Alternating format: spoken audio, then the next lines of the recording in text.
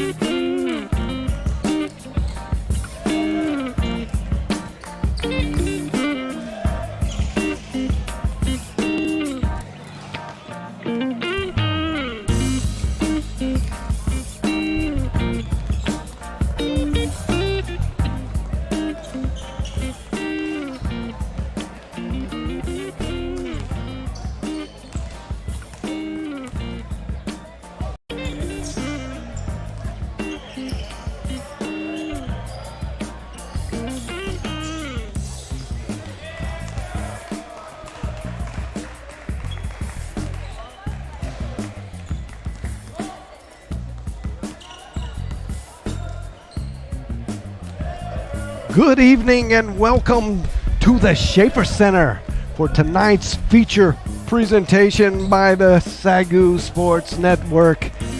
This is the first round of the Sooner Athletic Conference Tournament. Number 1 versus number 8.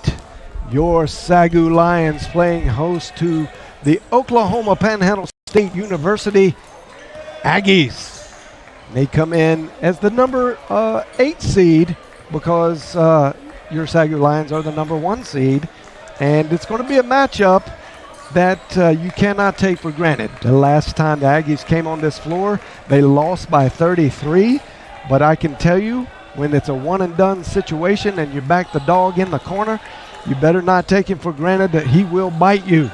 So the Lions hopefully will not come in tonight thinking that this is going to be easy, because Oklahoma Panhandle State is a very athletic and talented team, and they could create an upset tonight, and you're going to want to watch that. I'm your host and play-by-play commentator tonight, John Cookman, but along my side, we have head coach of the SAGU Lady Lions basketball program, first-year coach, Michael Sons. And I'm excited to be here. This tournament play is always, I mean, you can throw out the records, you can do whatever. Just ask Virginia. Yep, that's true. Number 1 overall, 16. lost to a 16, first time in history. This should be a very entertaining ball game. Both teams, one and done. Let's go. I'm excited to watch. Yeah, this is going to be a lot of fun. Tournament time is just exciting. We call it March Madness. If you're, an avid follower of college basketball, it's not March yet, but it's starting to feel like it around here. We had a week of snow, and now it was 75 degrees today, Coach. It was a beautiful day, and it feels kind of like spring is coming upon us. And I'd tell you, I was missing not being on the golf course, to be honest with you. But yes. We have better things to do and prepare for a great tournament game. You can also be sure to see, we are going to bring you inside of some of the other gyms across the Sooner Athletic Conference tonight. And the other matchups are Wayland Baptist playing host to the Golden Eagles of John Brown University, and MACU, Mid-America Christian University, playing host to Texas Wesleyan University. And looks like Texas Wesleyan has gotten the better of the first half in that matchup. And then soon to start, you will see the USAO Drovers playing host to the Southwestern Christian Eagles. And, of course, this feature presentation of the SAGU Sports Network, your Lions playing host to the Oklahoma Panhandle State University Aggies. We're going to send it down to courtside now for the pregame festivities. That's going to be the prayer, the national anthem, and the all-important starting lineups. But when we get back, we'll break down some stats, the matchup, and some key players I'm sure you're going to want to hear about. So we're going to send it down. You're watching the SAGU Sports Network.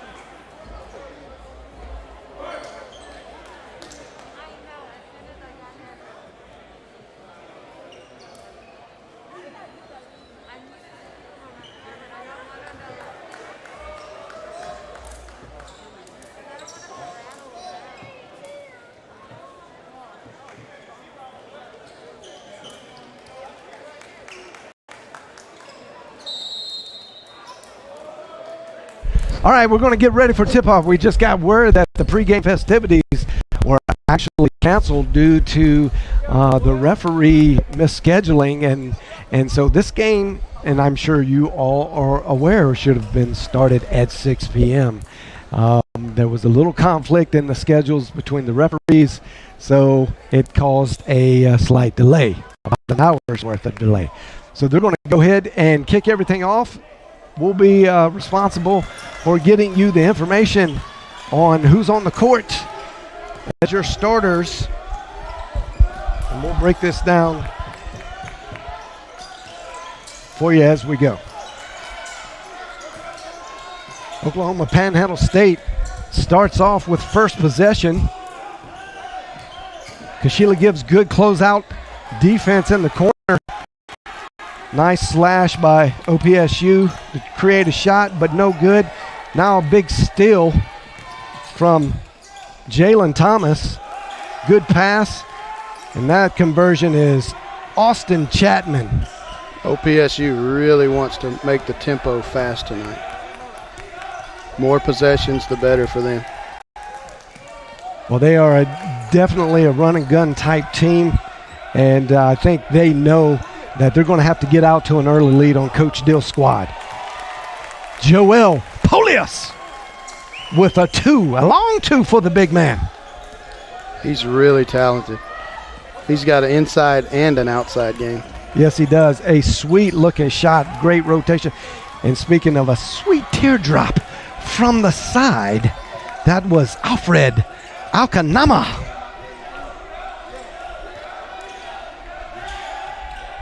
Entry pass to the side from Bowling. Gets it down to Kashila. A lot of contact, but Joel Polius can handle it. The big 6'9" frame. I would hate to have to game plan against him. Oh, you better believe it. He is Mr. Double-Double for the Sooner Athletic Conference. One of the few, if not only, player that averages a double-double. Oh, that's sweet. Kashila from the corner. He makes that look a lot easier than it actually is. Here comes OPSU. And that was just good, solid defense, holding his own down there in the paint, Joel Polius.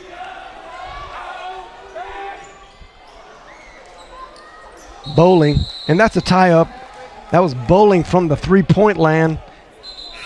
Felt like he got fouled on the three. A little bit of contact. A little bit, but I don't think you're going to get that this early in the game. No. And you like to, as a coach, you like to see them let you play a little bit, because that means they'll let you do it too. Yep. A little mishandling of the ball.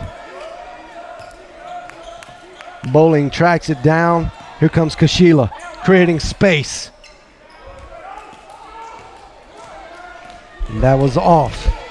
OPSU still looking to run and gun. That was a nice lane that was open for Mr. DK Samo. Had a great look at it, just came up short. They play a really fun style. Oh, that was a good look. I don't think Noah Bowling, I should say, because the Bowling brothers are on the court at the same time at this moment. Number 3, Noah Bowling. Number 13, Isaiah Bowling. I got to bring us up to speed. We didn't have starting lineups, so it's Kashila, the Bowling brothers, Nate Bailey, number 14, and number 24, Joel Polius for your Lions. And you have Jalen Thomas, DK Samo, Alfred Akanama, TC Ellis, and Austin Chapman for OPSU. Austin Chapman just had a long shot as the shot clock was running out. Great rebound, offensive rebound by OPSU. They get it, but lose it out of bounds. They're going to say that was out. And here's what I think happened. Instead of calling the foul on Nate Bailey, they just ruled it out of bounds. Yeah. On SAGU, although it was last touch by the Aggies. I'm going to say that was a charge. What do you think about that, Coach? I'll take it. Well, you'll take it as a SAGU fan, but look at it on the replay here. Yep. Noah Bowling did have his real estate locked down. I think more of a player control foul instead of a charge, but it doesn't really matter once it's in the books. It's a foul.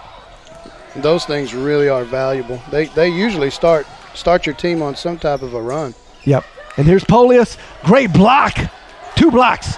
3 blocks by OPSU. Gets picked up by Bowling. A lot of contact. I like the energy. Yes. OPSU not backing down to Polius' dominant figure down in the paint.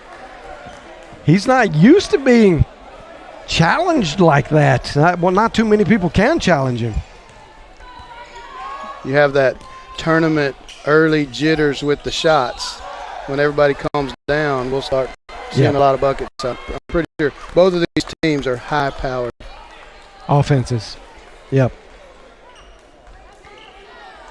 Although the first 5 minutes haven't indicated that, but you kind of see it in the speed on the court. Right. It's just not converted into buckets just yet. But I would imagine that will change. Oklahoma Panhandle State comes in averaging 82.3 points per game. And SAGU comes in averaging 88.5 points per game. Not too much disparity there between those two offensive numbers, but here's where the rubs out, and that is on the defensive side. SAGU only allows their opponents 75 points per game, and that's a differential of plus 13. Yeah. That is extremely strong. If you contrast that to OPSU's differential, they're in the negative column. They allow 84 points per game while only scoring 82 points per game. So that's a -2. In probably the toughest conference in the country.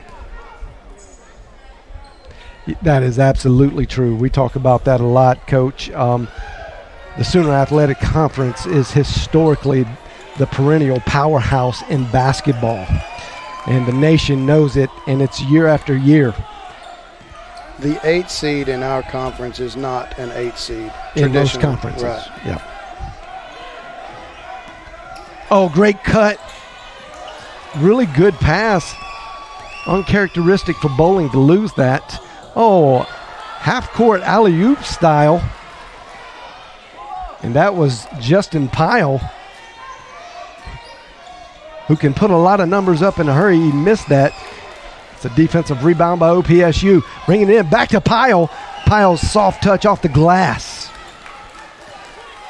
Puts them up by 2.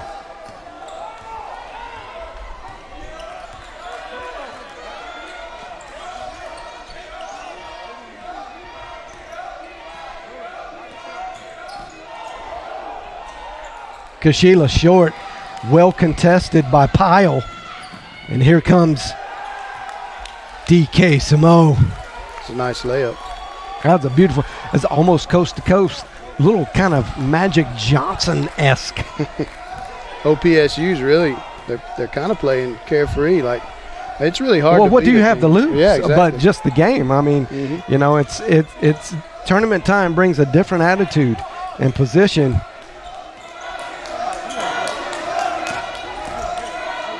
Nate Bailey wants to get his hand to a bucket. Beautiful pass to Justin Pyle. That's 2 in a row on the fast breaks for Justin Pyle. He's running the floor strong. Now with a veteran team here, maybe you don't call the timeout and let them see if they can play their way out of this run. Younger team, you'd be calling this timeout. Absolutely. Well, we've seen SAGU be able to work themselves out of quite a few ditches. That's a 6-point lead is, you know, just a couple of possessions to them. And once they find their footing and begin to control the pace of the game, I think right now Coach Dill is letting letting his team just get out, get used to the atmosphere and run. But you'll start to see some chess moves coming in, especially with substitutions like you're seeing right now. Almost a full line change. 4 players coming in, 3 in, but Cody Farmer still will wait it out because he's going to come in for Josh Kashila, who's at the line. New players on the floor. Alaric Hall, number 12. Joel Polius coming back in. Cody Farmer comes in for Kashila. And Valerio is in. I think they're going to push Polius out to the wing to run a little bit of the forward instead of the center where he normally is. And they're going to I don't see this combination with Polius and Valerio on the floor too much at the same time. So this is going to be interesting. And if you notice, OPSU did something really smart. They're trying to draw our big man out to the perimeter. Yeah. And they have a big that can shoot it, so yeah. This will be interesting to watch. And we're talking about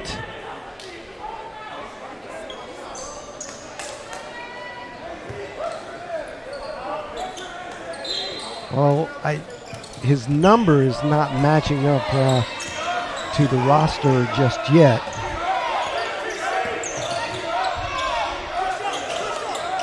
Number 13. Larry Call. Floater was off. Good rebound by Jalen Thomas, the leading scorer. Valerio is going to get rung up with that foul. This is going to be interesting to see in slow motion replay. Both of these players hung up in the air for quite a while. Watch this.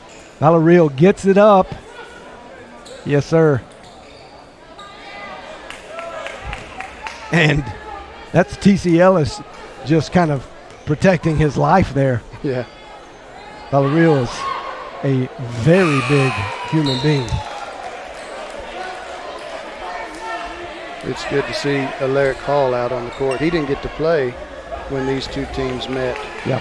I contrast his game, and if you guys are avid NBA followers, to the old school, the glove. You remember the glove for the Seattle Supersonics. Gary Payton. Gary Payton. Alaric Hall has some lockdown defense. Oregon State's own. That's right.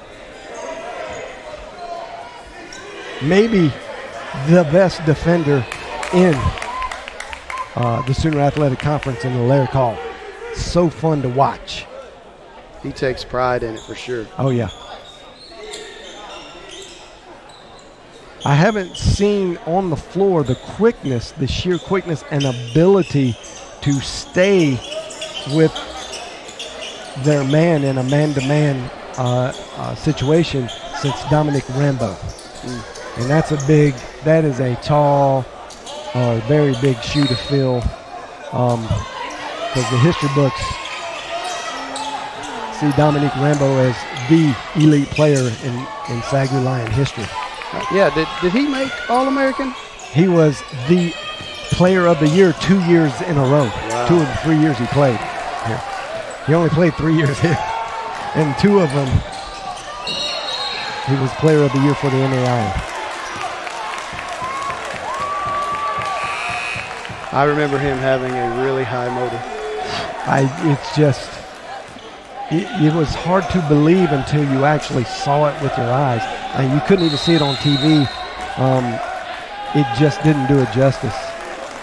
His twitch motor was the twitch muscles were off the chart. You know, I don't know how to compare it to anything other than a world-class track athlete. And he also had that attribute that every coach wants, and that's a kid on their team that refuses to lose. Yeah, absolutely. And he had that. Yeah. And this is one thing that I've noticed about Coach Dill's team this year. They have a high appreciation for winning and scrapping and fighting back. Now, this team looks a lot different than last year's team. A lot of new players, a lot of different players, and the players that are coming back other than Josh Kashila, Noah Bowling, he played last year and played good minutes, but nothing like what he's being asked to do this year. And then his brother transfers in, Isaiah Bowling. From Tarleton, and just an absolute great fit for Coach Dill's offense and defense. He's a glue guy. He really is. He doesn't care who gets credit. We call that a high IQ, basketball IQ. Yes. Just incredible sixth sense for playing the game of basketball. And then Joel Polius, the game changer. Yeah, from Harding. From Harding. Good transfer in from Harding U up in Arkansas. Now Howard Turner's in the game.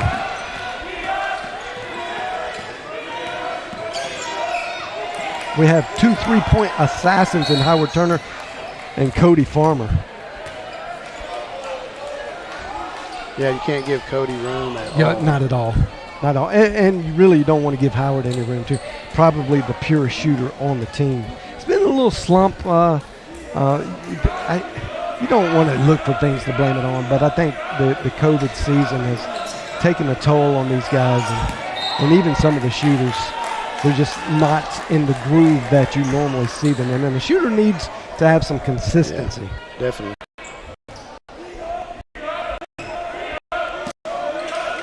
Kashila starts the offense from the top, gets it out to Hall. Hall entry pass to Polius. Polius with a sweet turnaround, Jay, from 9. That was a nice reverse pivot face up. Oh, that is a great strength play by number 13. And on my roster, I don't have his number. But we will get that name very soon. By the way, if you're interacting on YouTube or Facebook, Twitter, you can be sure to comment or reply or chat to us and set us straight. Engage with us on our social platforms live while we are doing the broadcast. We'll put it up there.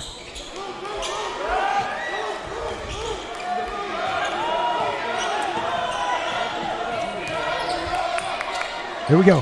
Howard Turner in the corner. Oh, beautiful pass! Nice bounce dime to Valerill. That might get him going. That was a great dunk. Turner with that dime, that was just that's the kind of play that really starts momentum.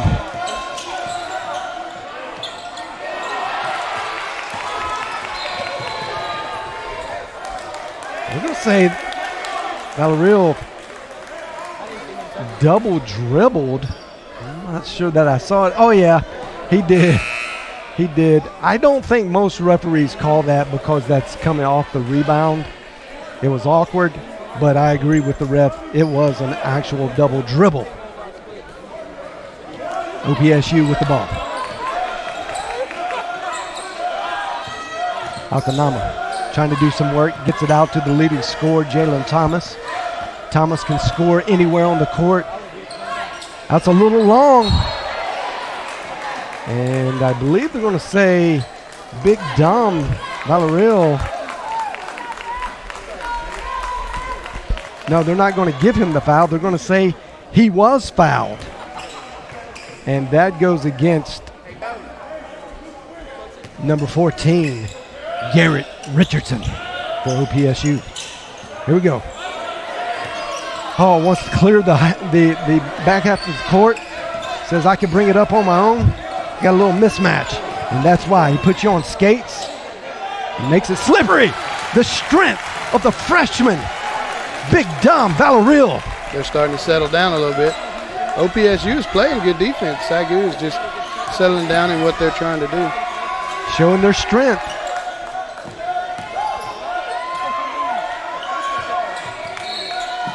A little too much body there from Howard Turner.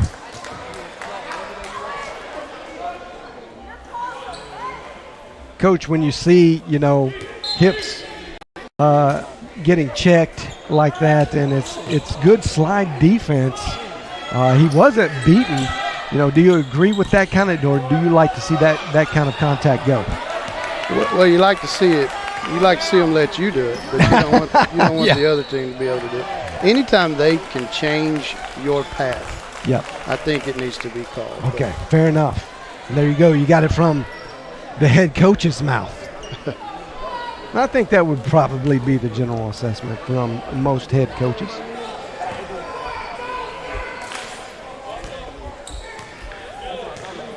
And at the scorer's table, after this shot, you will see 4 players, 2 for SAGU and 2 for OPSU check in.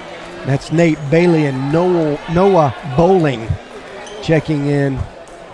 And that's Alaric Hall and Cody Farmer going out for the Lions.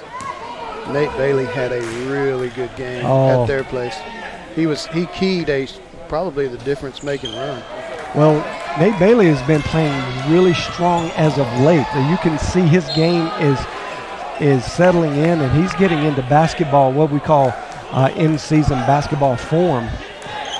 Which is happening so late for everybody. Because yeah, it is. All of the stoppages. Yeah, in fairness, I think because of that, you're seeing a little early mid-season form from most players. And that's just great hustle by Alfred Alcanama. Coach Steele wants to get a timeout. That's awesome energy by OPSU. Yeah, coming into the Schaefer Center on the road. By the way, that is a 7-hour trip. You've made that trip, have you not? Yes. Tell us a little bit about the toll of that trip. Well, if it's the second game you play, because you go out there for 2 games, you'll go Wayland and then OPSU or vice versa. But this year it was the second game on that road trip.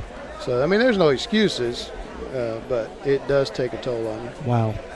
Yeah. But you can get creative with your diet and your rest and your road legs. And one of the secrets we use is we jump rope a lot. Okay. Even on the road. There's just something about jumping rope. It takes off the road legs quicker than just walking around. Are you jumping rope on the bus? The bus driver might not like it. But it's part of our pregame routine for sure. That's awesome. Good to know. Here we go, SAGU with possession.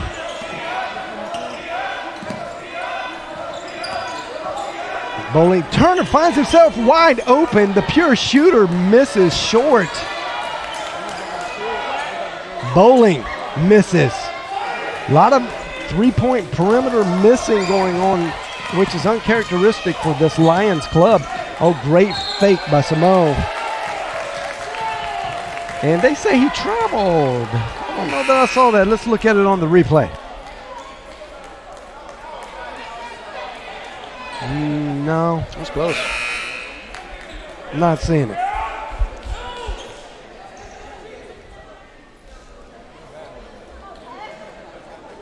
That's going to get registered in the books as a turnover for OPSU, unforced.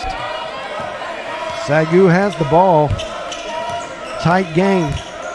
OPSU up 4. Just a little over halfway played in this first half.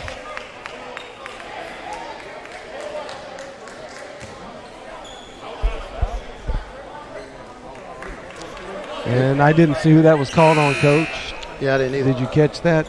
They kind of hid the numbers from us. And it happened off the ball, so. Yep. But SAGU's in the bonus.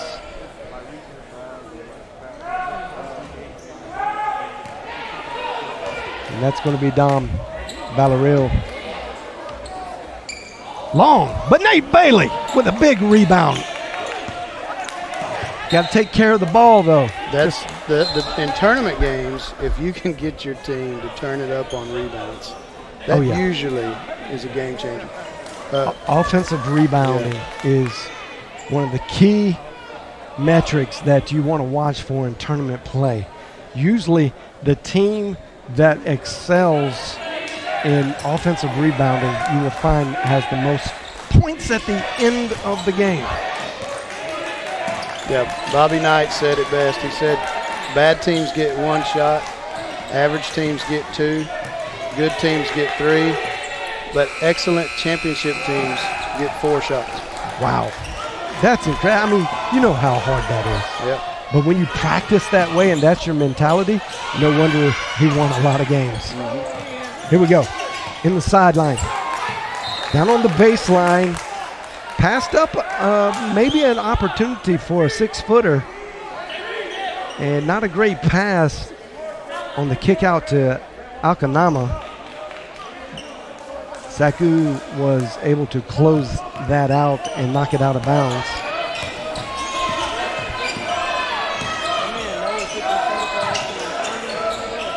Is Polius in foul trouble, or is he just getting an extended break? Yeah, I think he's getting a break. Well, you know, Valerial's playing well. Yeah. So, and that is going to be a charge for the newcomer to the floor, Tristan Starks. Tristan Starks been getting a lot more playing time the last couple of weeks, and he's a freshman, and he's done some fantastic things with the time that he's been on the floor. Yeah, he's fun to watch.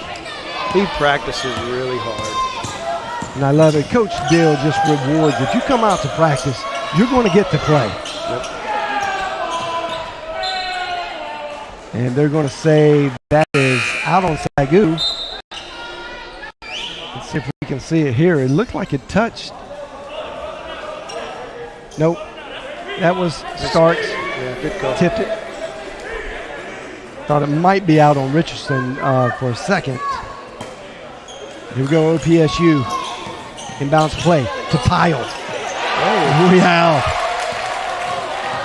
Villarreal, I should say. Isaiah. Good ball fake. That was a great ball fake. He should have shot it. He should have hit the pull up. He had it wide open. Unselfish play, but sometimes you just got to know when not to pass up the shot. Right. He worked hard for that. That was a perfect ball fake.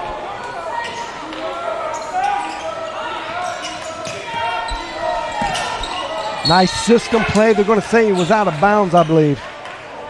No, that was contact by number 4, Austin Chapman for OPSU. And that's going to put Nate Bailey on the line. Nathan Bailey comes in shooting 81% from the free throw line, and you can see he's got great form. He's a great shooter. Comes in at 6'4". Free throws win ball games. Big man shooting great free throws.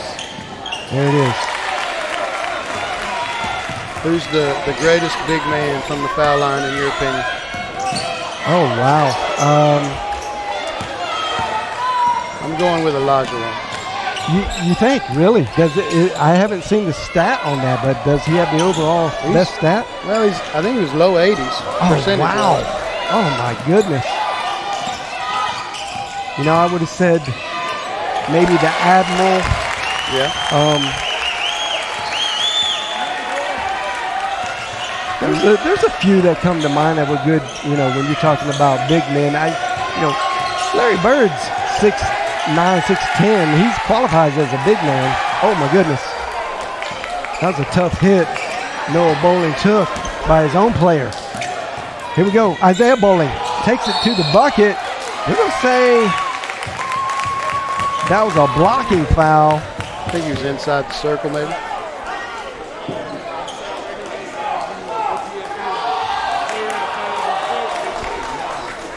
Referees get in and try to cool down the heated play of Nate Bailey and Richardson. I'm curious to see the free throw count at halftime.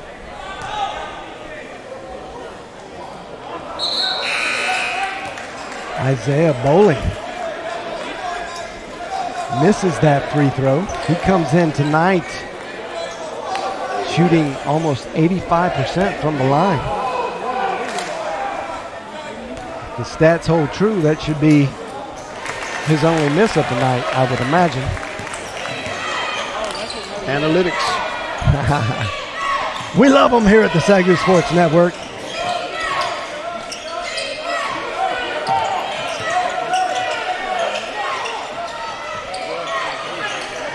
Oh, that was a way off shot. And they're going to get bowling for a push on Justin Pyle. That's going to put Pyle on the line for... I can't tell if that's going to put them in the... That they're definitely in the 1-1 now. So he gets to shoot at least one shot. And that actually uses all of the rim to get in, but a point is a point, coach. You'll take it any way you can get it. Justin Pyle, not a great free throw shooter. He comes in shooting 62%. Two big ones there. And there's just some confusion in communication for the Lions there. Nate Bailey letting Jacob Rainey know that he was supposed to do something else. And when you run a set design play as an inbounder, you expect your team to run it, and they're going to be there where you pass it. Exactly. Stranger things have happened, though. Yeah. And that's going to be a quick foul on Rainey, who has just come into the game. Getting in the books, though, one way or the other. This is a physical game. Yeah. And it looks like Coach Dill is going to use almost every player in the first half on his bench. He's got a very deep bench. That's in and out. And that's going to be the Lions ball. Aggies last touched it. If you know the name of the OPSU player that is wearing 13, please feel free to communicate to us who that is. Tweet, comment, chat.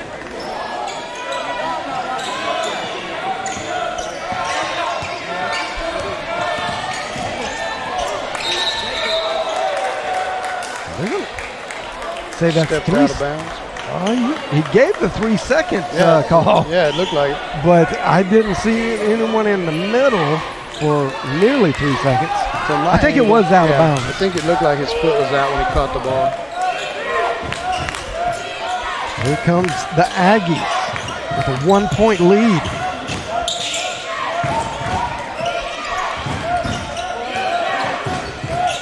SAGU is so good at help defense. Oh, nice offensive rebound by Alcanama. Oh, just a tough pass.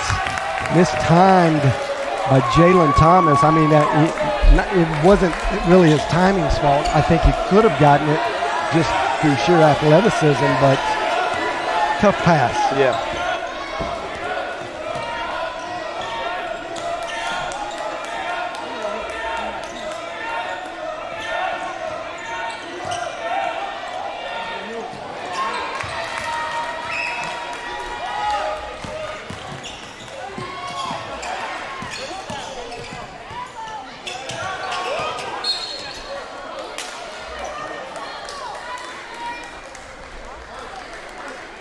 Lots of whistles. Lots of whistles. And that's going to be a full timeout, 60 seconds, and it's going to give us an opportunity to take a break with one of our sponsors, the North Texas Church Loan Fund.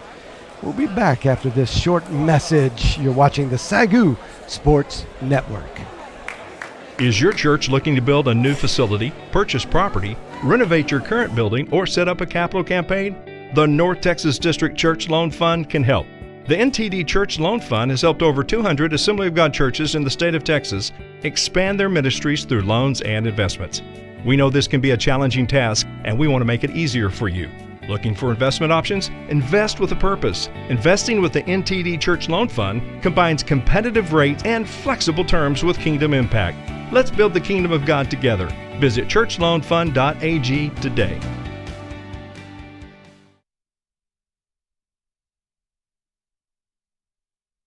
And we're back to live action. There you see some of the results going on right now in this first and opening round of the Sooner Athletic Conference tournaments. Wow, now we've gotten information that the USAO game has been postponed. I do not know what that actually means. Maybe you can help us out there, Coach. But John Brown with a little bit of a lead over Wayland Baptist. The road teams. Yes, Texas Wesleyan, 2-point lead over MacU. That's going to be a barn burner, I can tell you right now. And then right now, the road team in Oklahoma Panhandle State really playing great defense against a potent offense in the SAGU Lions. They are holding them to just 19 points in the first 15 minutes of this game. There's no such thing as an easy playoff game. Not in the Sooner Athletic Conference, no. Not at all. And that's what we said early on in pregame, that if you think the last game being won by 33 points was an indicator that SAGU was going to have a cakewalk, you are sadly mistaken. Great defense, contested well by Sumo, but Josh Kashila just rose up a little bit higher. And man, what great rotation on that shot. He's a shot maker. He's a good shooter, but more importantly, he's a shot maker. And that right there, ladies and gentlemen, you see Jalen Thomas, the savvy veteran senior for this Aggies program against the freshman. And that's just veteran against freshman play. And as good a defender as Alaric Hall is, there comes a time where the veteran understanding of how the game works will always overcome just the sheer athletic talent. Oh yeah, angles are huge. Yep. Body positioning, that comes with time. Yep. Well, even in the NBA, you see the great ones, we call them great because over time they develop into their greatness. They don't just automatically show up. And Jacob Rainey knocks that one out. You've got to think OPSU is ecstatic right now with this score. You better believe it. They're going to try to get to the half. And I like the idea. Let's go to a little bit of small ball, work some system into our game. Half-court system. Patience. Alcanama is going to be called for the walk there. That hesitation, watch this hesitation. It's almost like he wanted a head fake right there. Actually, man, that's tough. Sometimes it looks like what you should call. Yeah. Yeah, I mean, he took 2 steps. Nice pass. Oh, Nate Bailey with the touch pass to Valoril.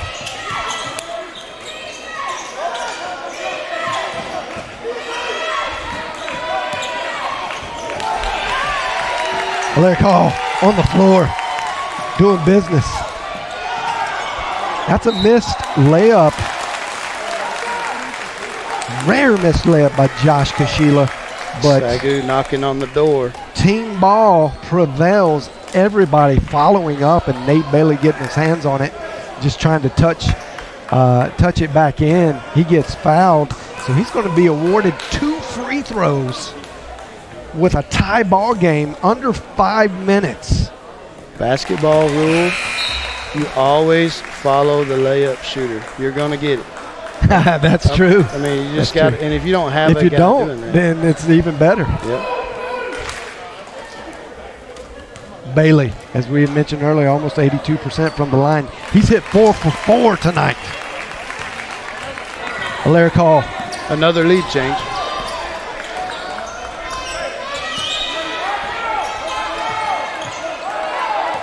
Sumo gets it to Alcanama. Alcanama's going to start the play from the top right side. Trying to work an entry pass to Jalen Thomas. Thomas is triple teamed.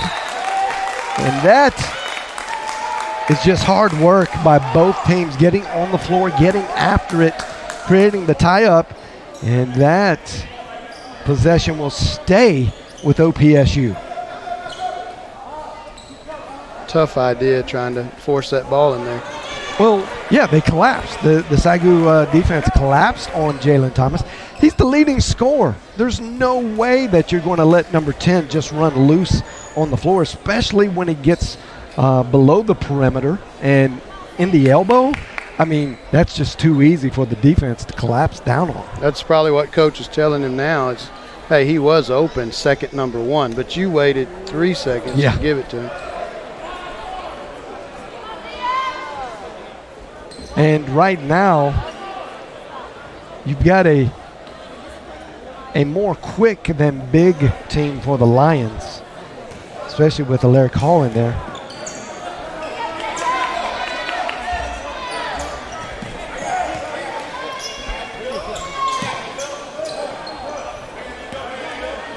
They are really wanting to get it inside. Well, they need to get Jalen Thomas going here. And you can see Coach Dill's game plan for Jalen Thomas is to never let the sun shine on the front side of his body. Yes. Thomas had to beat the shot clock. Oh,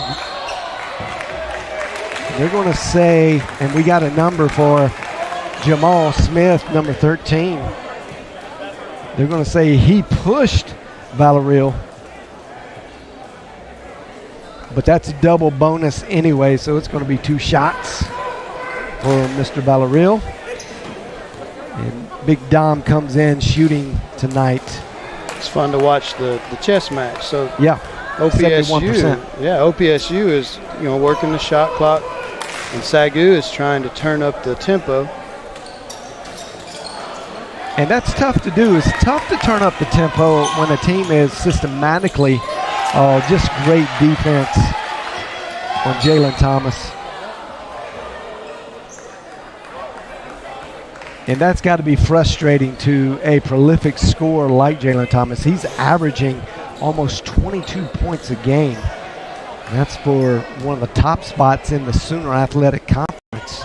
He's a big-time scorer, and he has just not been allowed to do anything. That is his 3rd point for the night, and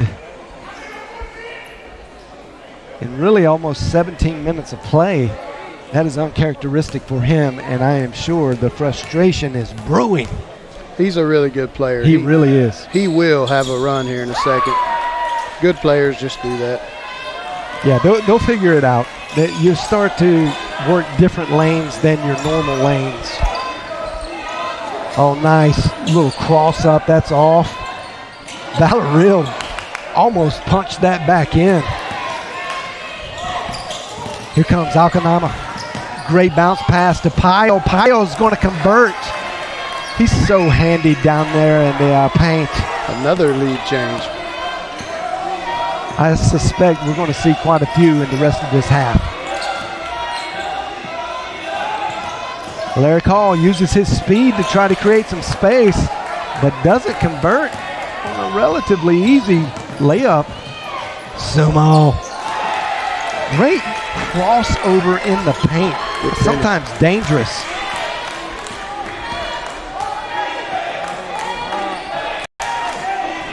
You got to make the gimmies. Oh, this is going to be an open shot. No, he dribbles into coverage. Somebody had to be open. Nate Bailey says, I'm open, and I can hit it. That was at least from 23. And that's what he did at their place. He might get hot here. He's a streak shooter.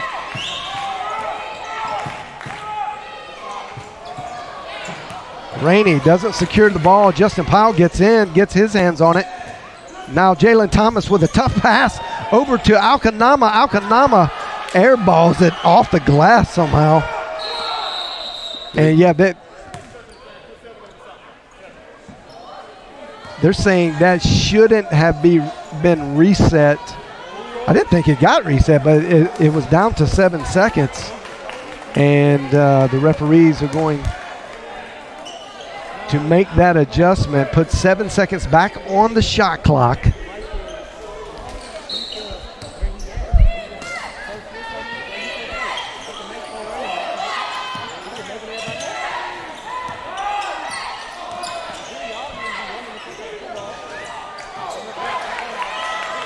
Good defense. What I really like about SAGU's defense is there's always 2 people on the ball when the shot's going up. There's the help. The way they drop down to help is just. It is. Coach Deal does such a good job. Impeccable. Yeah. That is great coaching. Very similar to what Texas Tech men do.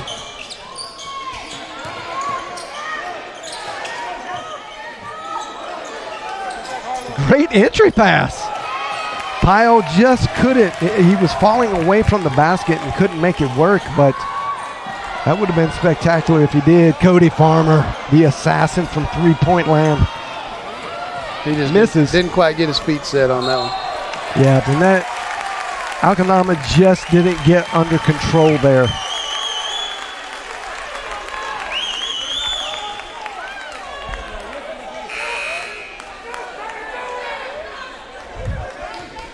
And, you know, I don't know, Coach. I just don't. It was good that the defender was there. He was upright. He's still moving. That's a kind of call that could go either way, or maybe even better, a no call. Right.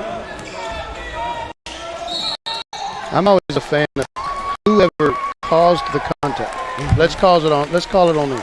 Yeah.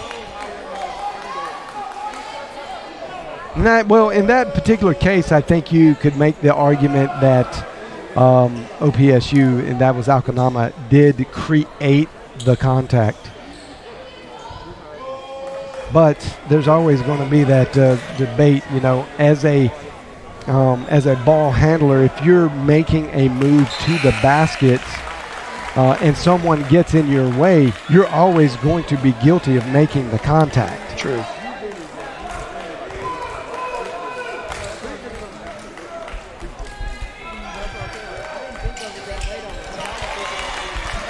The sure shot. Big possession here. Noah. It would do a lot Bowling. for them to get a good bucket here going in. Yeah. They're trying to set it up. That would have worked if that would have been a good pass. Good cut. I mean, that's a good look. That's a fine look off a good cut. Really good possession. Good distribution.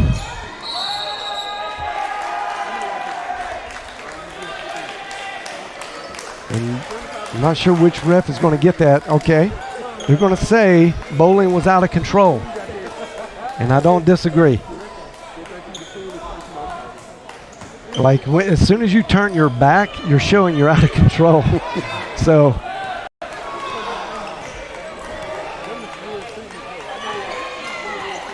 Shot clock's off.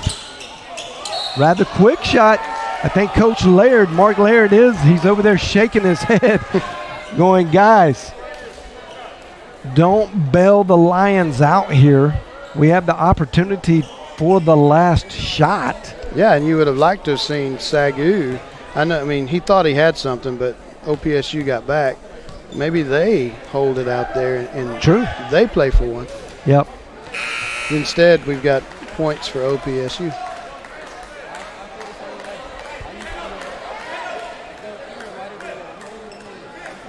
And that was Jalen Thomas coming in at almost 79% from the free throw line, a very good free throw shooter.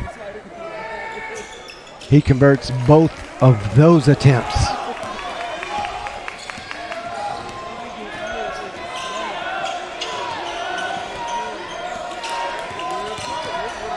Oh, bad ball handling by Kashila. Gives it up at the last second. Jalen Thomas gets it off. He got a good look at it. He did get a good look at it. Kind of tweaked his ankle a little bit. Yeah, and I don't know if we have that on the replay, but in a little danger. Watch here if it slows down. Kashila gets him on the hand. Very fortunate that, some referees are not scared to call that. No, you're right. And that would have been quite unfortunate. And for Jalen Thomas, 3 free throws could have put them up in the locker room at halftime, and that would have been no bueno. I think if you'd have asked the coach for OPSU, hey, if you're down 2 at the half, are you going to take that? I think he takes that all day long. And as you see, the Sooner Athletic Conference reporting of the scores, not quite right. So don't pay attention to the side on the Oklahoma Panhandle State and SAGU score, because it's definitely not 55-32. But the top score here in the Schaefer Center is the correct score. SAGU up by 2. But I think the other scores are correct. John Brown is doing well on the road. And you talk about a long road trip from Siloam Springs, Arkansas to Prairie View, Texas, in the northern Panhandle part of Texas. It's a long trip. Yeah, basically Lubbock. Yeah. It's and Wayland's good. I mean, that's Wayland's really good. That's an impressive score for them. And their feed is slightly blurry, but you can kind of see what's going on there. It is 6 minutes and 29 seconds left in the second half. And the Pioneers are fighting for their life, their tournament life at least. And could be, I don't know if you call the Texas Wesleyan win up there and a full-blooded upset, but you're playing at another gym that is not yours, so it's kind of a slight upset, I guess. Yeah. 4 and 5 are interchangeable. Game, yeah. So it's going to be interesting. Barn burner, I bet in all of these games, and definitely OPSU has made a mark in the first half to say they are here to play, and they have erased the scar tissue from the last 2 games of defeat by the Lions. And it's tough to beat a team 3 times. Some people may say that's superstition, but it's just, it's about looking at the film and the footage and then breaking it down and figuring out what did you do wrong if you're on the losing side of that coin 2 times, and you go, okay, we're not going to do that again. And I think that's kind of what we're seeing here. What's your assessment? Well, and then the psychology of it. Yeah, it might be superstitious, but the team that won twice, what are they hearing? Yeah. It's hard to beat a team 3 times. Yeah. And then the team that lost twice, what are they hearing? It's hard for them to beat us twice. So, yeah, I think maybe that's where the superstition comes in. But the bottom line is the team that lost twice is playing carefree basketball, and they have nothing to lose. So I think this first 5 minutes of the second half is going to be crucial. What SAGU wants to do is go on one of those runs that they're known for. And if they can do that, they are really good with a lead. Well, let's before we go to the break at halftime, let's take a look at the game stats that tell a little bit of the storyline for that first half. And I think both you and I, and obviously a 32-30 score is going to say defense was the story, the headline of the story for the first half. But look at the three-point percentage. Not one three-point field goal for OPSU. That's just kind of incredible and a testament to the perimeter and just the ability of SAGU's defense to spread out and play great man-to-man coverage. But I would like to draw your attention. SAGU normally coming in is shooting 37% on the season from three-point, and that is very healthy. And compare that to a 13% three-point shooting half, that means OPSU has kind of figured out what you're doing from the perimeter, and not only was SAGU playing great defense and stretching the defense on the floor, but the Aggies were doing the same thing. And everything else is fairly close. Yeah, and fairly my close. favorite stat is the assist. And usually, really strong teams will have tons of assists, and as you see, 8-3 in this situation. But also look down at points in the paint. And SAGU has great bigs. Yep. So I'm impressed by OPSU. Yeah, they've done a great job. Most, predominantly most, all of their points, at least 2/3 of their points have come from the paint. And I would say the other third was very close to the paint. Yeah, definitely. Well, that's the game stats breakdown. Before we go to halftime, be sure to visit our social portals and Facebook, Twitter, and YouTube. Let us know. And there's Mr. Clyde Hughley. Mr. Hughley, I spoke with your son, and he said to give you a shout-out. Here's your shout-out, Mr. Hughley. We love that you are supporting your son and the Lions. Thank you for watching these broadcasts. You have been one of our most dedicated, you and your wife have really been dedicated Lions fans, and we thank you so much for that. All right, and we're going to kick it now to a few sponsored commercials, and then we'll be back in a short minute. You're watching the SAGU Sports Network.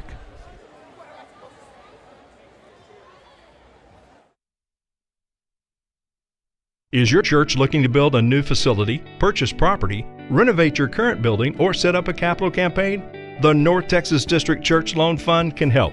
The NTD Church Loan Fund has helped over 200 Assembly of God churches in the state of Texas expand their ministries through loans and investments. We know this can be a challenging task, and we want to make it easier for you. Looking for investment options? Invest with a purpose. Investing with the NTD Church Loan Fund combines competitive rates and flexible terms with Kingdom Impact. Let's build the Kingdom of God together. Visit churchloanfund.ag today.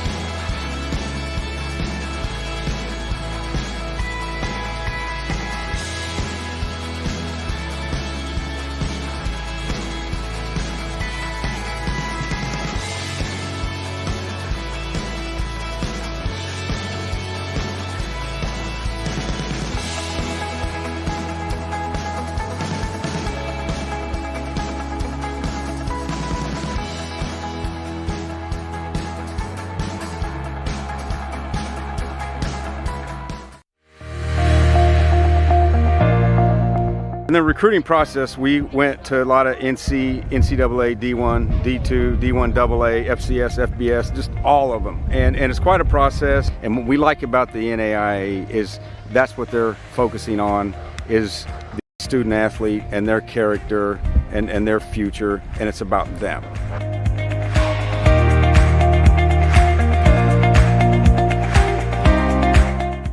Is your church looking to build a new facility, purchase property, renovate your current building, or set up a capital campaign? The North Texas District Church Loan Fund can help. The NTD Church Loan Fund has helped over 200 Assembly of God churches in the state of Texas expand their ministries through loans and investments. We know this can be a challenging task, and we want to make it easier for you. Looking for investment options? Invest with a purpose. Investing with the NTD Church Loan Fund combines competitive rates and flexible terms with Kingdom Impact. Let's build the Kingdom of God together. Visit churchloanfund.ag today.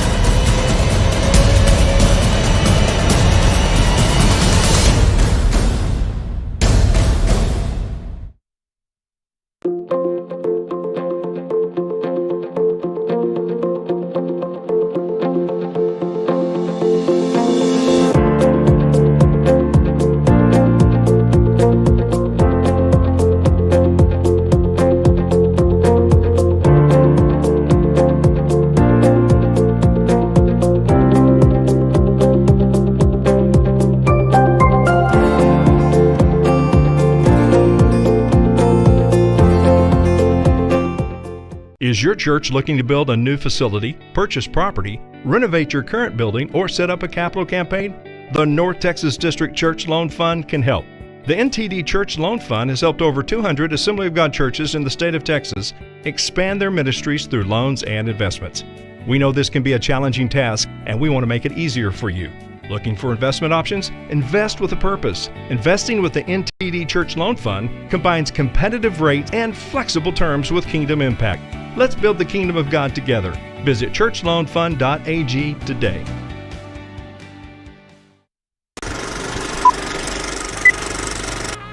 At Southwestern, we endeavor to offer more than the average college curriculum, producing men and women whose lives are pleasing to God, and that's worth everything.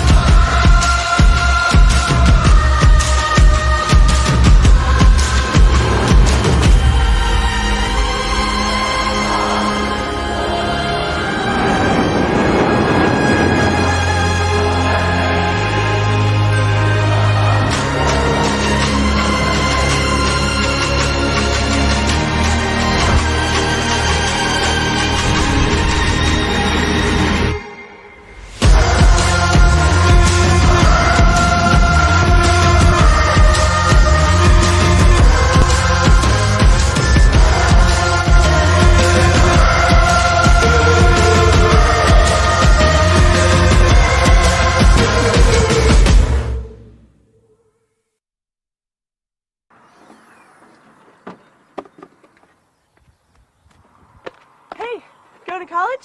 Yep. SAGU, right? Nope. Decided to go to Hogwarts.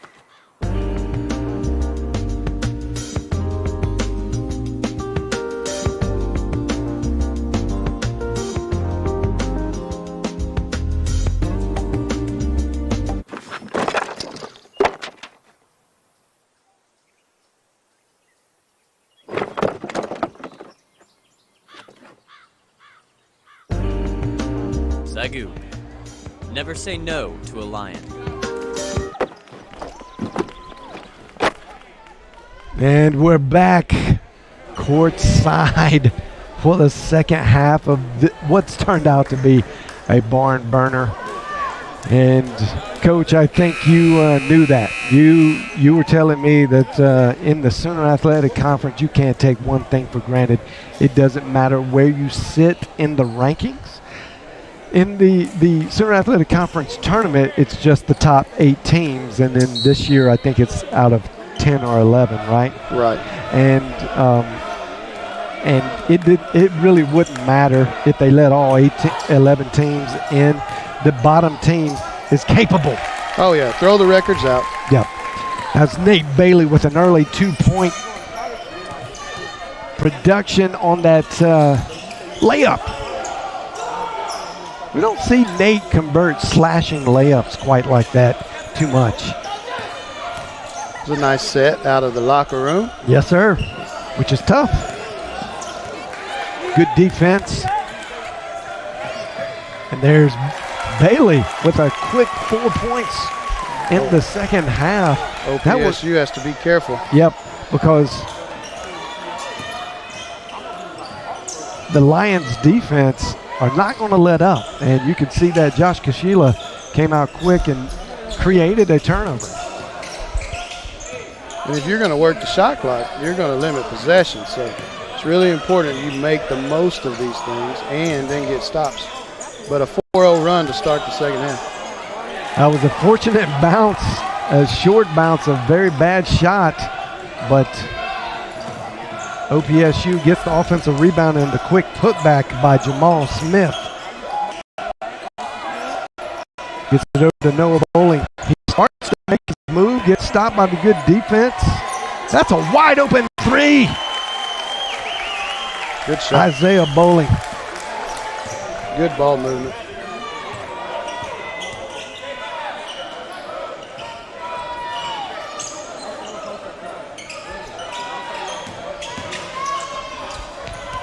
Alcanama says, let's restart this play. He's asking for the high pick. Is they going to roll?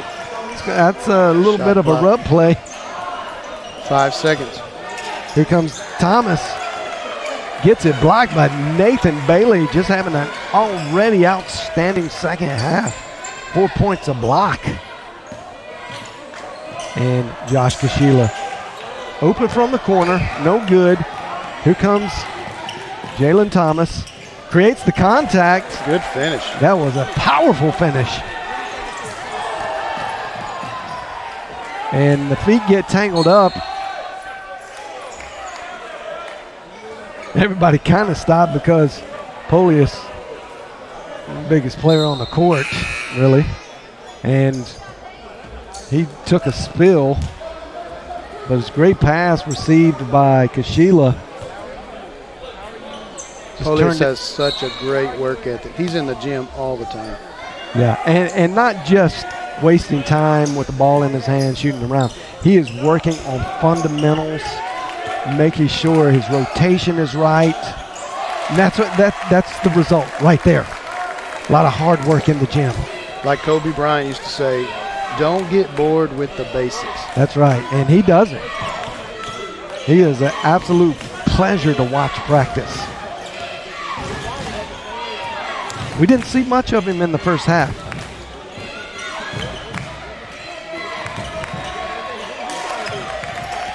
Oh, If you're going to pull off the upset, you have to minimize those things. that right there is got to be make you pull your hair out as a coach.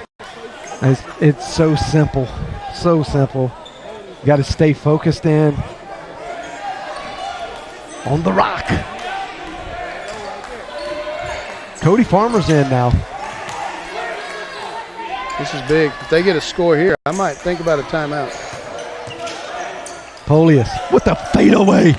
Oh, in and out and trying to find its way back in, but no good.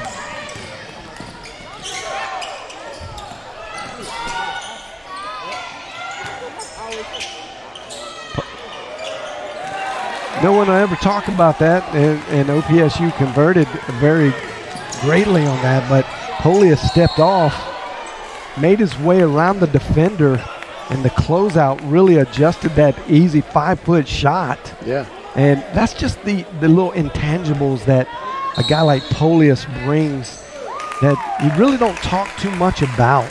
But and why not be ready to shoot that ball so you don't have to take that dribble? Yeah. And then he doesn't have time to get to he you. doesn't have time to get it to you. And really the difference is maybe 2 feet, really, because he didn't gain much ground on the baseline. You're never, once you get on the baseline, you're never going to gain much ground. Right. And especially on a defense like SAGU, the way they collapse, you just got to be ready to lock and load. Definitely. As soon as you get the ball, be confident, step into your shot, make the 7-footer, don't go for the 5-footer.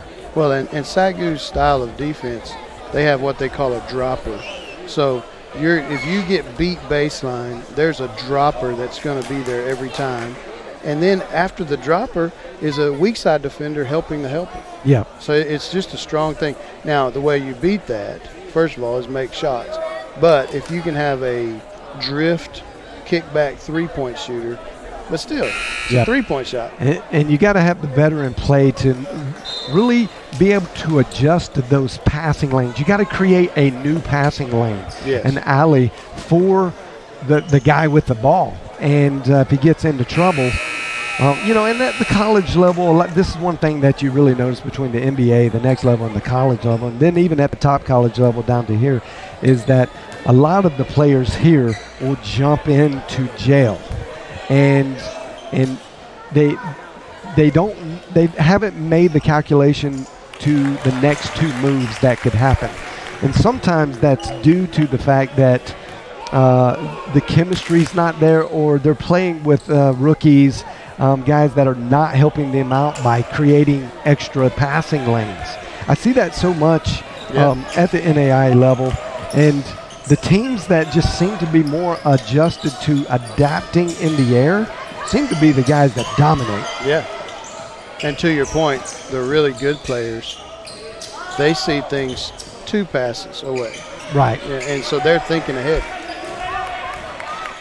That was fantastic defensive effort by Joel Polius. Good over-the-top defense by Alcanama. Stay with the ever-elusive. Oh, here it goes. Nice move. Polius. Just a quick drop step around his defender. And he probably did that 100 times this afternoon in the gym by himself.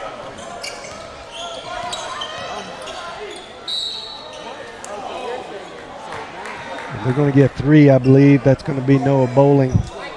Yep. And that's going to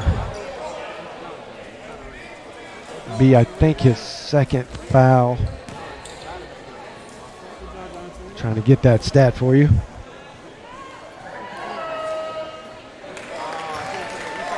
Alcanama hits the first of his 2 free throws. Hanging around. Yep. Be close, give yourself a chance. And he actually is the worst free throw shooter on the team, coming in at 33%. And Joel Polius somehow blows an easy layup. He's laughing about it. And he says, "Thank you, Mr. Kashila, for that great pass. I am so sorry I blew that assist." Still an impressive catch. Yeah. And just the ability to move like that. In the stride, yeah. He's got great hands. He does. I mean, if it touches his fingers, I mean, he could have been a pervasive tight end, I think. Oh yeah. He's got the body for it. Such a great kid too. Oh man, you don't meet nicer. One of the leaders of Fellowship of Christian Athletes, a voice for the university. Yeah, he is a fantastic young man.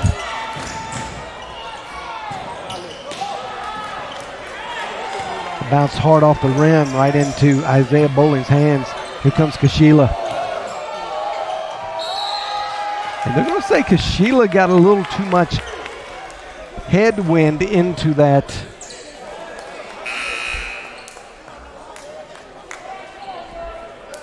I can't argue too much with it. Again, you just kind of got to know where your leverage points are going to be. Getting another foot closer to the bucket, maybe go straight up instead of straight into. Now, being a veteran player, I'm sure he's also trying to get that and one scenario, which I like. I like the aggressive offensive mindset. But that's a craft. Yep. Learning to use your body. And yep. Getting your shoulder past the defender. Yep.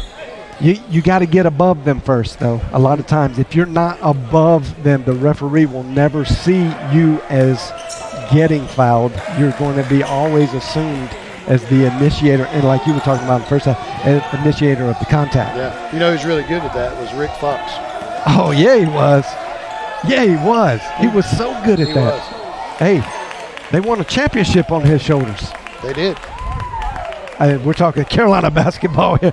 2 Carolina boy fans. I'm actually a Carolina boy. Yeah. But to your credit, you got to choose them. That's true. I was born into it. Going to reset the shot clock. That had never actually not been offset, so I'm not sure what that was about. Oh, great defense by Alcanama. And a little bit of a floater. Smart play by Isaiah Bowling. Nice play. Look at that. And that's what happens when you leave Cody Farmer open. It was a good sidestep by him, actually. He wasn't wide open, and then he stepped into a open scenario. Pyle. Justin Pyle with a tremendous out of contact semi-hook shot, maybe.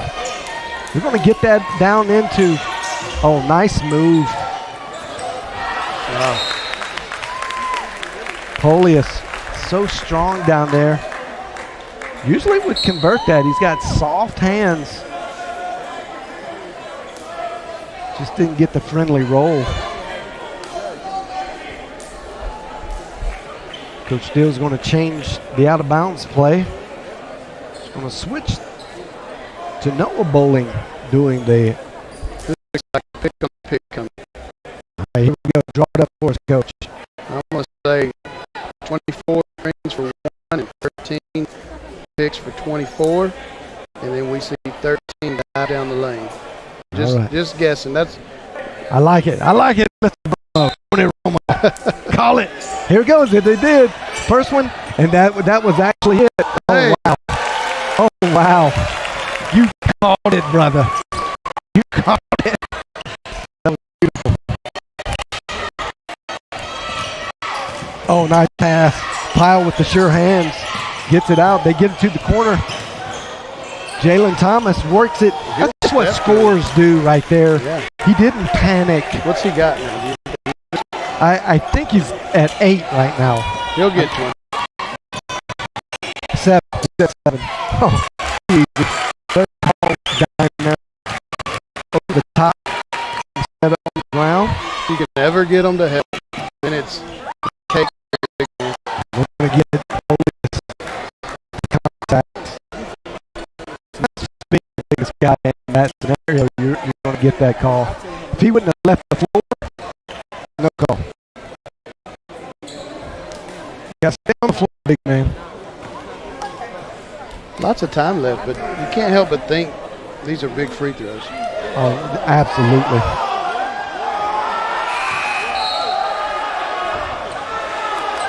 That's a big miss. The home crowd giving PCL a little bit of business.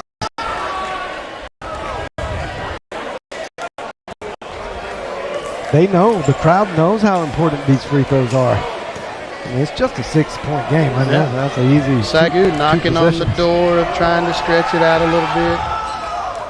2 misses, but DK Sumo gets it. That was a great rebound. Even better move. Finish. Fantastic drive. Call. I don't know how they don't call carry on him. He comes so close every time. Bad pass. When they do call it, you're wanting all of them called. Yeah, that's true. That is true. Oh, great finish by the leading scorer for the Aggies, Jalen Thomas.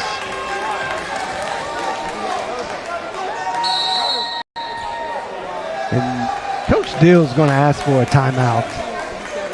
They had made a little headway and kind of gave it up here at the last 30 seconds with just 2 bad decisions on passes, creating unforced turnovers and not maintaining the momentum that they had created.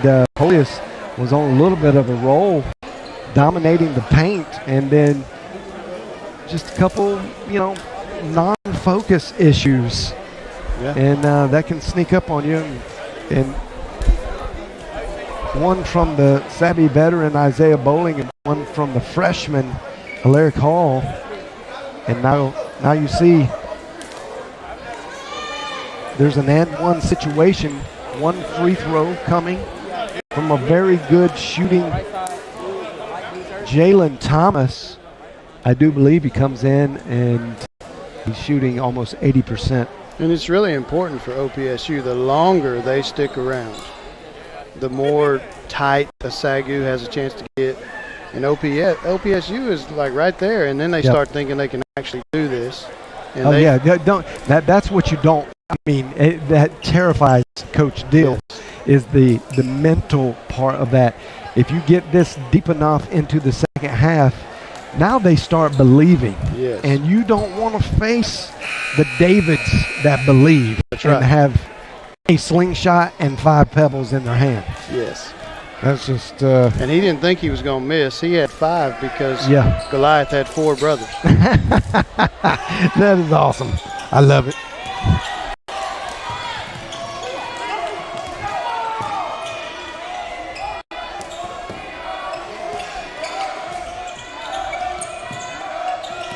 Here we go. Good, patient, systematic ball movements by the Lions. That was an awkward come down from Nate Bailey. He might have got undercut there. Who was it that was called Plastic Man? Went to the NBA. It wasn't Stacey Ogman. Stacey Ogman, yeah. That's who Nate Bailey reminds me of. Just a smaller Stacey Ogman. His shot is prettier than Stacey Ogman. Oh, yeah, for sure. But no, just kind of the way he runs the floor, the length of his arms, and how he plays around the basket. That's a nice play. I mean, I'd take the comparison of Stacey Ogman. Oh, yeah. All day, every day. That UNLV team. Oh, maybe the greatest 4 players in all of college basketball history. Greg Anthony, Anderson Hunt, Stacey Ogman, Larry Johnson, and Michael Jackson. And Ackles in the middle, right? Ackles was the first year. And then Butler, maybe? Butler kid was 6 man, but yeah, great big man. Oh, great steal. Oh. Awkward play. They're going to wave that off and say he created too much contact, and they're going to call that a charge. I want to see if SAGU's defender was above the arc. He was. Wow, Isaiah Bowling. That's a bang play. Tough call for a referee, but that's different. That's tough. I don't know. I may have let that go. Yo, you got to let that go, I think. With 11 minutes left in the game, I think you got to let it go. I have to see it again, but you really want, once an offensive player takes off, they need to be able to come down. Oh, yeah. And I don't know that. And it was so close. It was so close.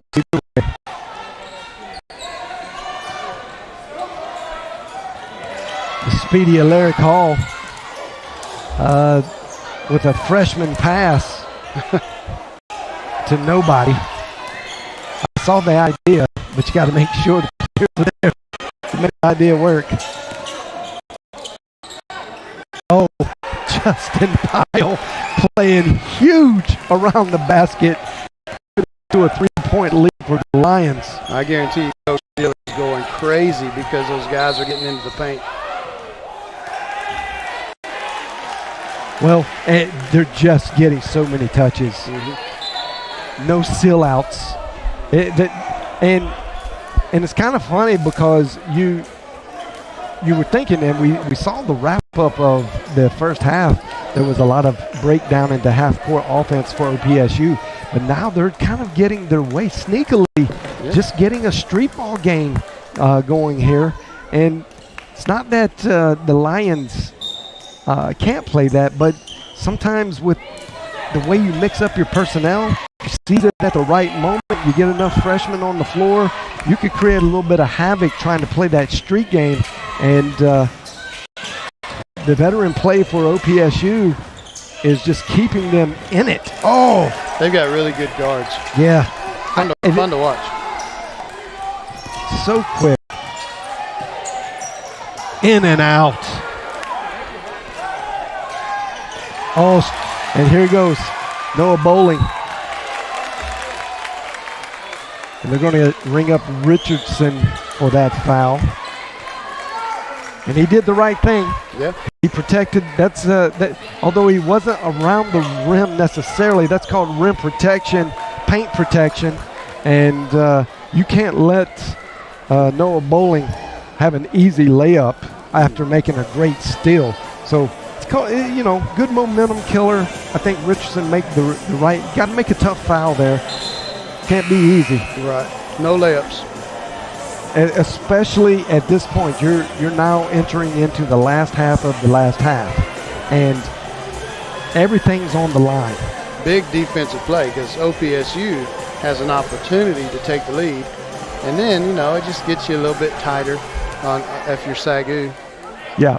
Big free throws here. I remember our coach used to tell us there is no such thing as an easy foul.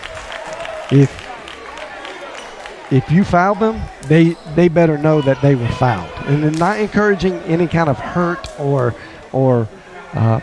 taking someone out, but Just don't let them make the shot. You've got to make contact. Yep. If you're going to make contact, you make sure you make the contact. They cannot make the shot. No and ones. He's getting into the paint. Way too easy. Yeah. That's a nice play. It is. Hey, that might have been on the rim. I couldn't see from my angle.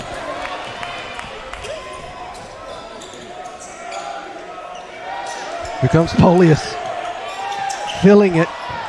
Bailey trying to get his hands on. He does, and he knocks it out of bounds. And that's going to give OPSU another possession to either try to tie it or bring it into one.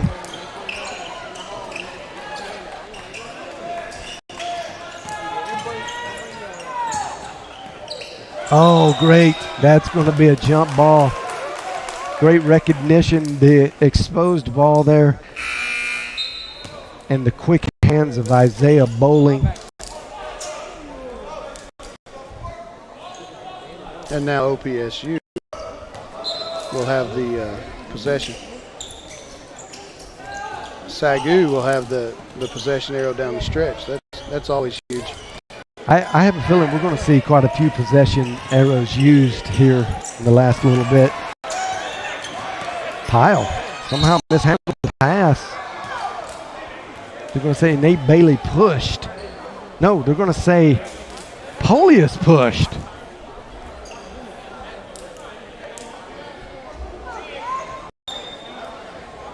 That's a cheap pickup. Is that did he call a reach? That's all I could see, maybe. He said Polius pushed him, but it was more like his arms were out there. Not a lot of contact made, but he fell down, so it looked like it. No matter what, when you're in a close game, those kind of things matter. And you get a good free throw shooter like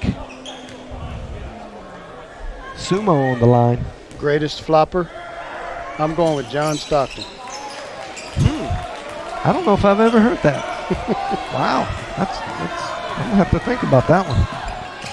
Oh, Noah Bowling loses the ball.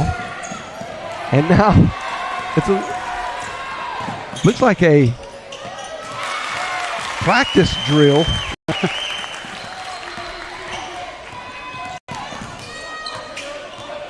Oh, double team. He's in jail. He's trapped.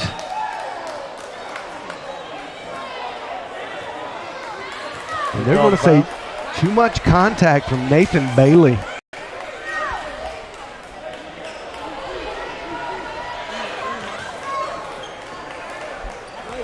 I'm not sure about that. Yeah, the hand motions from the call didn't make a lot of sense to me. I've never seen that. I think he was indicating you got to give him some kind of space, which you could tell me, have the rules changed? I mean, you're supposed to be, as a defender, able to close out on all space in a trap. The only thing I saw there was OPSU tried to own their space and initiated some contact.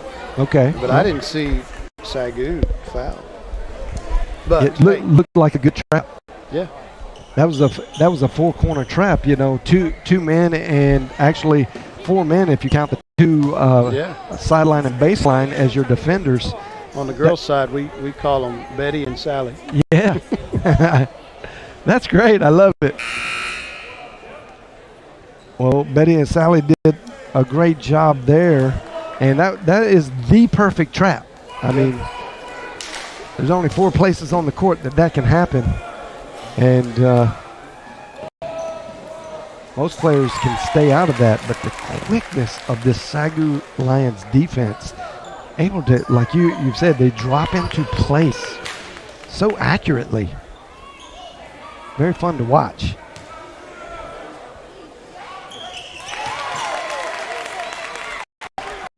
Isaiah Bowling extends the lead to 5.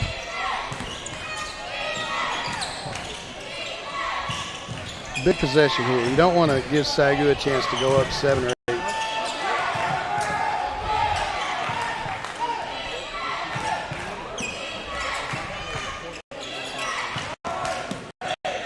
Comes the Aggies. Alcanama. Got to find somebody. 3 seconds. That's pretty. That was. That is pretty. Perfect scenario. Work the shot clock and get the bucket.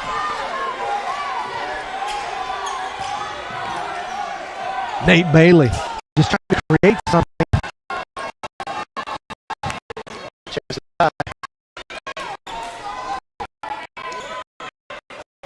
Thomas, we start the offense. He's in isolation now. Takes it out to me. Come on. Yep, and this is, I'm saying that a little early. This is kind of what you get at the different levels. The lack of body control and jumping into a bad situation without the fall. There was no one there for him to go to. Yeah, just a simple pull up off the glass. Yeah. We call that a game. We work on it every day. Just a little baby box jumper, use the glass. Yep. It's money. Yeah. The extra really doesn't help you on that. And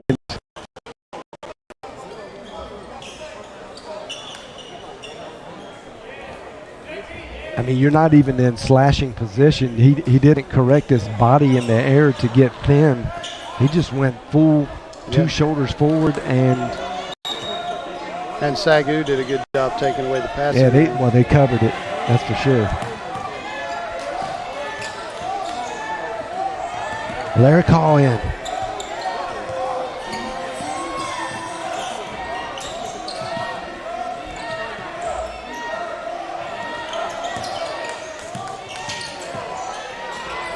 Great touch in and out.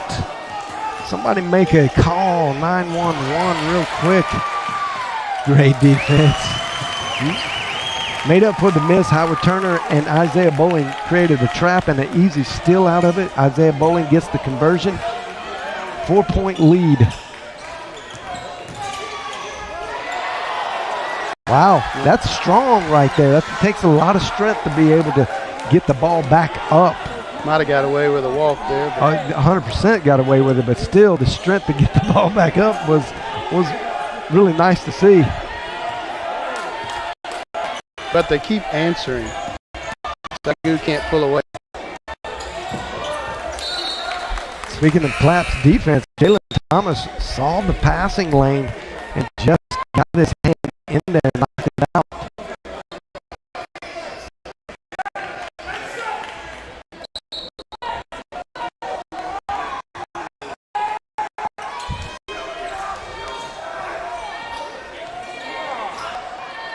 Oh, great shooter's roll there for Isaiah Bowling from the three-point line.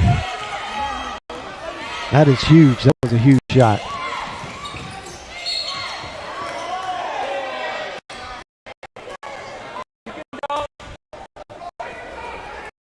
Looks like they're working on SAGU's point guard for some leg cramps. Trainer's got him over. In case you're wondering why he hadn't been in the ball game in a while. That foul was assessed to Nathan Bailey. It puts Alcanama on the line. And he's hit some big free throws after his first two big misses. He's responded nicely. Alcanama, the worst free throw shooter in the game, and I'm sure Coach Dill has done his homework on that. If it comes down to the end of the game, this is a guy that you're probably going to want to see on the line, although he's making them right now. Yeah, OPSU is impressive. Every time SAGU makes a big bucket, they have an answer. And that's what you got to do when you have an upset brewing. And they're playing great defense right now.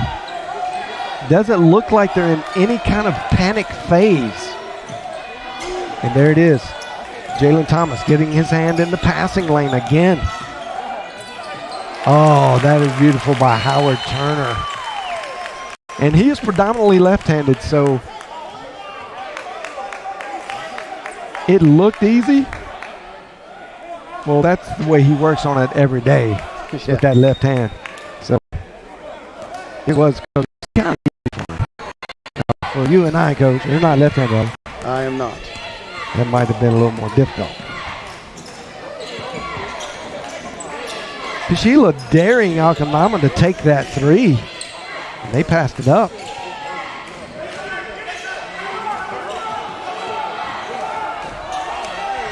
7 seconds on the shot clock. Oh, that's nice. That's just clutch right there. They just continue to answer. Stepping into a 15.5-footer. If they can get a stop and score again, I mean, that's all they're missing right here.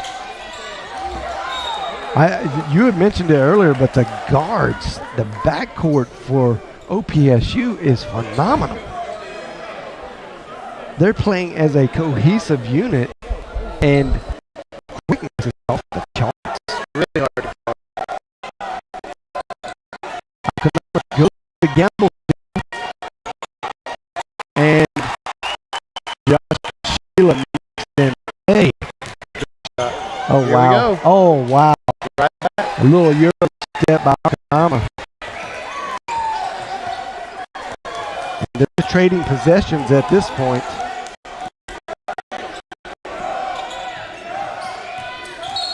I see Coach Bill taking a deep breath and a big man. We might get away with a push off on that play.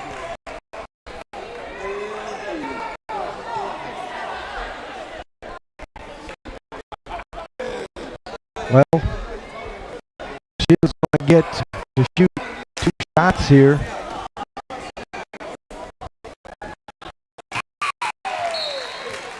.71% on the year because Sheila from the free throw line. I believe he is 100% tonight.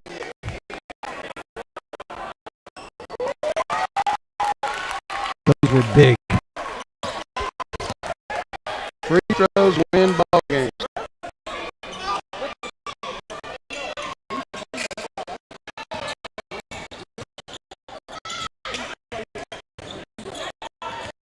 There's that stop. Oh, right back. Okanagan is showing up. Had a great look at it. 2 OPSU players fighting for it. Neighbors slipped from each other's hands. And they're going to say Howard Turner was over the back of Jalen Thomas. And now you can see, contrast that from the halftime stats. Both teams have really woken up from the three-point line and from the field goal, just in general. A much better shooting half. Here, Jalen Thomas comes in. These are going to be big free throws. Under 5 minutes. They're just hanging around. And with every possession that they play within 3 or 4, Coach Deal loses an extra 10 follicles.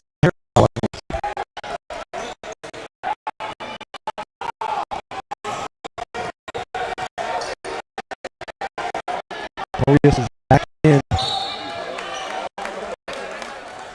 You could see he got committed to that pass. He knew he should have surveyed that a little better. The officials have really done a good job tonight. Oh, yeah. This game is at such a high speed. Yep. Big time pace. And they've allowed a lot of contact, but also managing the players' emotions. And a game like this can sometimes easily get too emotional. But both of these teams just showing that their coaches are coaching them up, not just their talent, but their character. Yeah. The thing you want from an official is they need to have confidence in their call. Yep. And that usually sells it, whether they were right or wrong. These guys have done a good job at that. I think so. I think you're right on that. And they hustle. Thomas trying to make his way. Wow! Over Josh Kashila, the bigger Josh Kashila. And he closed out on that very well. That's just a tough shot. 2-point game. They won't go away. Good head fake. Oh, that was a double dribble. Oh. And they're going to get a player control foul here on Kashila. Looks like that might just be his second, and I believe Coach Dill is grabbing another timeout. That's going to leave him with just 2 timeouts left. We're going to take a quick word from our sponsor. You're watching the SAGU Sports Network. Is your church looking to build a new facility, purchase property, renovate your current building, or set up a capital campaign? The North Texas District Church Loan Fund can help. The NTD Church Loan Fund has helped over 200 Assembly of God churches in the state of Texas expand their ministries through loans and investments. We know this can be a challenging task, and we want to make it easier for you. Looking for investment options? Invest with a purpose. Investing with the NTD Church Loan Fund combines competitive rates and flexible terms with kingdom impact. Let's build the kingdom of God together. Visit churchloanfund.ag today.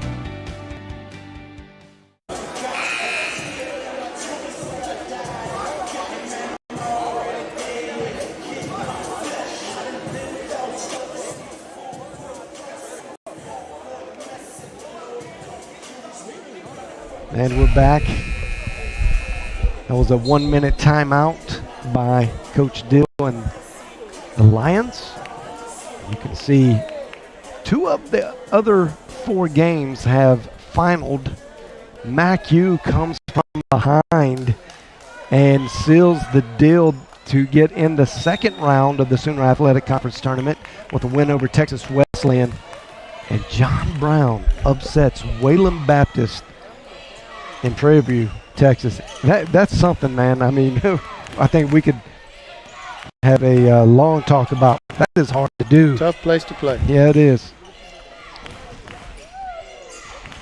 And the altitude's a little different there, too. Is it? Yeah. Oh, wow. I didn't know that. Well, they tied. It's a tie ball game. It is anybody's ball game. Big possession.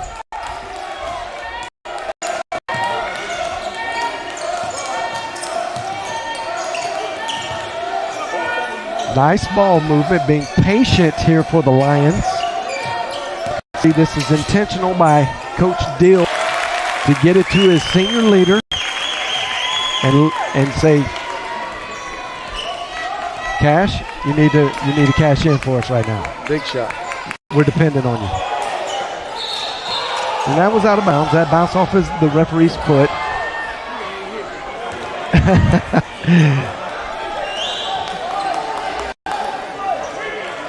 He's saying his whistle fell. I'm pretty sure he pointed like my whistle fell out. He's got a mask over it, and it took him a second to call it, but it was obvious. It hit his foot and bounced back into play.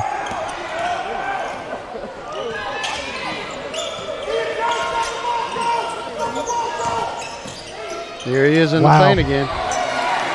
Big stop right there. That was huge. Noah Bowling back in the game from a leg cramp. Oh, Joel Polius following. Just like that. Back up to 4.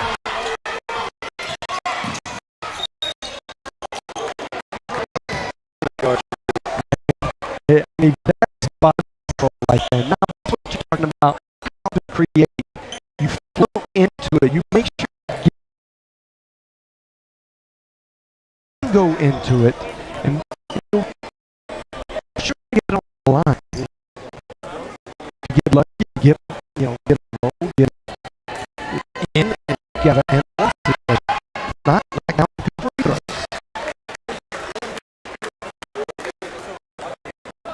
And I'm very impressed with the free throws.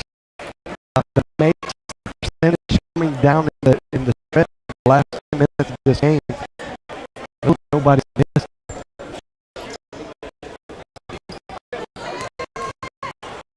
But it got the rebound.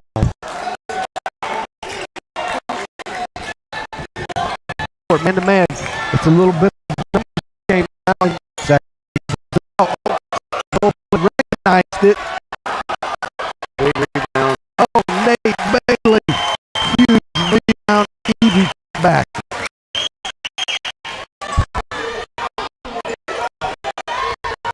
She's got to get the 4 stops.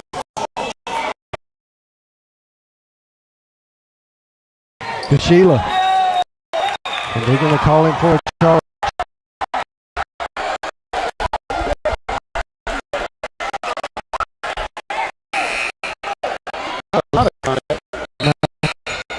He's almost kind of falling back before Cash got there. They have YouTube video to drop off. It looked like my bad. That's a Carolina jab. You're right. Bobby Hurley was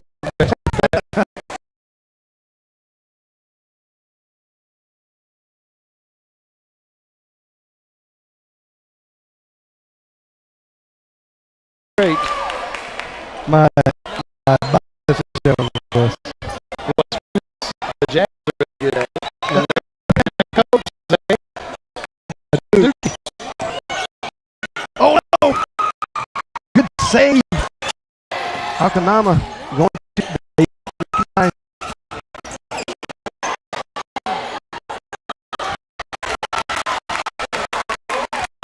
Ends up headed to scoring in the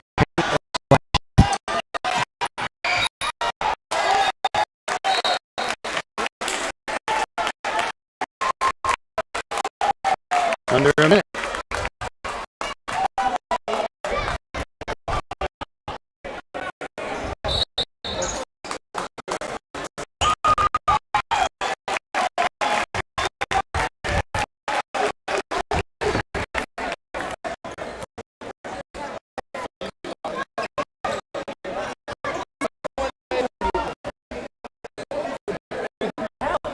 Moment this time.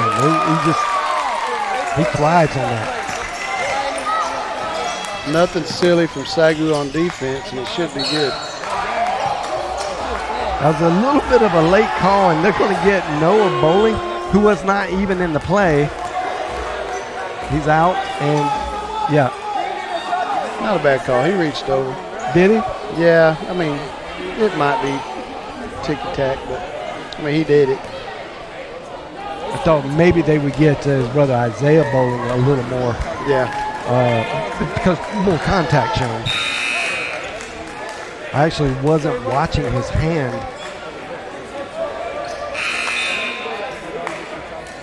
I think that was Isaiah Bowling reaching in and trying to, but they called it on his brother, on Noah. I got you. Yeah, I didn't see that.